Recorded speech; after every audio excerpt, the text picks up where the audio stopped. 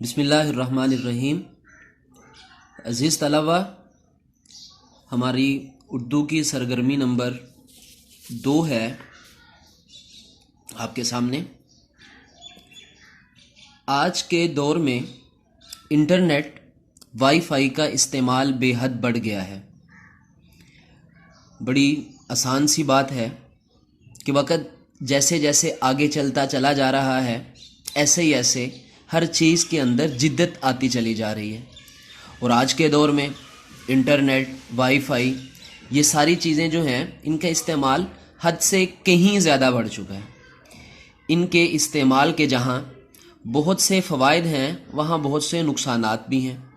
ظاہر سی بات ہے کہ جب ہمیں کوئی چیز ملتی ہے تو جب ہم اس کا استعمال کرتے ہیں تو اس کے استعمال کرنے کے چند کچھ خاص طریقے ہوتے ہیں۔ اگر ہم ان طریقوں کو مد نظر رکھتے ہوئے اس چیز کو استعمال کریں گے تو وہ چیز ہمیں ایک حد تک فائدہ ضرور دے گی، لیکن ہم جب اس چیز کا بے حد استعمال کریں گے تو پھر وہ چیز ہمارے لیے باعث نقصان بن جائے گی۔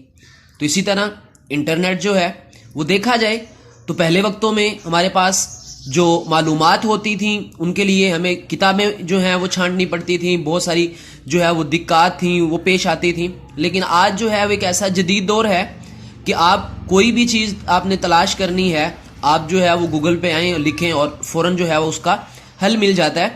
تو جہاں اس کے فائدے ہیں وہاں اس کے نقصانات بھی بہت ہیں۔ خاص طور پر ہماری معاشرتی زندگی اس سے بہت متاثر ہوئی ہے۔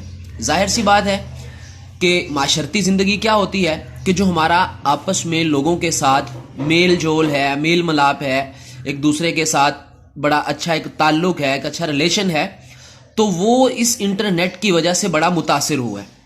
کیسے؟ پہلے ہم کہیں جاتے تھے تو وہاں جا کر حال احوال پوچھنا، بیٹھنا، ایک دوسرے کے ساتھ جو ہے وہ پرانی باتیں، یادیں، یہ ساری چیزیں جو ہیں وہ ہوا کرتی تھیں۔ لیکن اب کیا ہوتا ہے کہ 4 لوگ بیٹھے ہیں، ہر انسان جو ہے وہ اپنے موبائل پہ لگا ہوا ہے، کسی کو کسی کی کوئی پرواہ نہیں ہے۔ تو سب سے بڑی معاشرتی نقصان جو ہمارا ہوا ہے ہماری زندگی کے اندر وہ یہ ہے کہ ہم اپنی معاشرتی زندگی کھو چکے ہیں۔ آپ کسی بھی پبلک پارک میں چلے جائیں یا کسی تقریب میں، لوگ آپس میں ایک دوسرے کے ساتھ ملنے جلنے یا وقت گزارنے کی بجائے اپنے موبائل سے تصاویر بنانے، انہیں اپلوڈ کرنے اور ان پر لوگوں کے تبصرے پڑھنے میں زیادہ مصروف دکھائی دیتے ہیں۔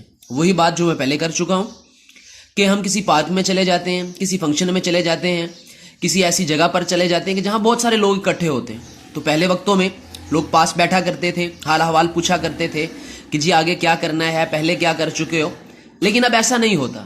اب چلے جاتے ہیں، کوئی اپنے موبائل سے سیلفی بنا رہا ہے، کوئی فوٹو بنا رہا ہے، کوئی اپلوڈ کر رہا ہے، کوئی اسٹیٹس لگا رہا ہے۔ پھر جب اس سے فارغ ہو جاتے ہیں تو جو چیزیں اپلوڈ کی ہوتی ہیں پھر ان کے نیچے جو ان کے دوست احباب جو ہیں وہ کمنٹس کرتے ہیں، تبصرے کرتے ہیں، تو پھر جو ہے اس میں مگن ہو جاتے ہیں۔ تو گویا کہ معاشرتی زندگی بڑی بری طرح سے ڈسٹرب ہو چکی ہے، بڑی جو ہے وہ متاثر ہو چکی ہے۔ تو اب آگے فرض کیجئے کہ آپ ایک ایسی تقریب میں گئے جہاں لوگ آپس میں ملنے جلنے کی بجائے سیلفی لینے اور اسے اپلوڈ کرنے میں زیادہ مگن تھے۔ اب آپ نے ایک 250 سے 300 لفظوں پر مشتمل ایک مضمون لکھنا ہے جس میں آپ نے یہ بات واضح کرنی ہے کہ آپ ایک تقریب میں جاتے ہیں اور اور وہاں جا کر آپ دیکھتے ہیں کہ وہاں بے شمار لوگ موجود ہیں، لیکن کسی کا کسی کے ساتھ کوئی معاشرتی تعلق نہیں ہے۔ ہر شخص جو ہے وہ کوئی ویڈیو بنا رہا ہے، کوئی فوٹو بنا رہا ہے، کوئی جو ہے وہ سیلفی بنا رہا ہے، کوئی اپلوڈ کر رہا ہے، کوئی اسٹیٹس لگا رہا ہے۔ تو کسی بھی طرح سے سب لوگ جو ہیں وہ موبائل کے ساتھ جڑے ہوئے ہیں، آپس کے تعلقات ان میں بالکل بھی نہیں ہیں۔ تو آپ نے اپنے ایک دوست کو خط لکھنا ہے، ٹھیک ہے جی؟ آپ اپنے دوست کو خط لکھ کر اس صورتحال کے متعلق بتاتے ہوئے معاشرتی زندگی پر اس کی سرگرمیوں کے اثرات بیان کیجیے۔ اب آپ نے اپنے ایک دوست کو خط لکھنا ہے، اور خط کا طریقہ کار ہم پہلے بھی پڑھ چکے ہیں کہ خط کیسے لکھا جاتا ہے۔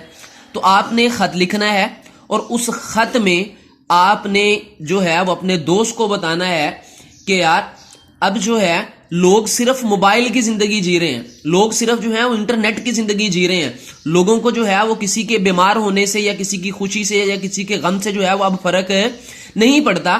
تو آپ نے جو ہے وہ اپنے دوست کو اس خط میں انٹرنیٹ کے جہاں فوائد ہیں تو وہاں پر جو ہے وہ نقصانات بھی جو ہے اس کے سامنے رکھ دینے ہیں، اور وہاں پر آپ نے جو محفل کے اندر لوگوں کی صورتحال دیکھی ہے وہ بھی جو ہے آپ نے اس خط کے اندر بیان کر دینی ہوتی ہے۔